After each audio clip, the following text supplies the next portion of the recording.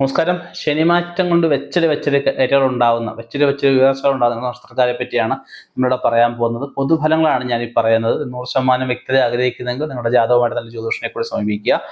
ഒന്നാമത് നമുക്ക് ഇടവക്ക് ഉൾപ്പെട്ട കാർത്തിക, മുക്കാല്, രോഹിണി, മകരത്തരം ഇവർക്ക് നമുക്ക് അഭിവൃദ്ധികൾ ഉണ്ടാകുന്ന അവസ്ഥകൾ പറയാം.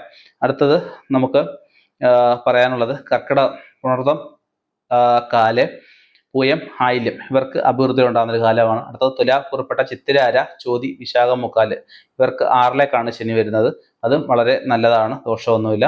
അടുത്തത് വൃശ്ചിക കുറിപ്പെട്ട വിശാഖം കാല്, അനിഴം, തൃക്കേട്ട ഇവർക്ക് 5ലേക്ക് വരുന്ന അവസ്ഥയാണ്, വളരെ നല്ലതാണ്. അടുത്ത മകരക്കുറിപ്പെട്ട ഉത്രാടം, മുക്കാല്, തിരുവോണം, അവിട്ടത്തര ഇവർക്ക് 3ലേക്കാണ് ശനി വരുന്നത്.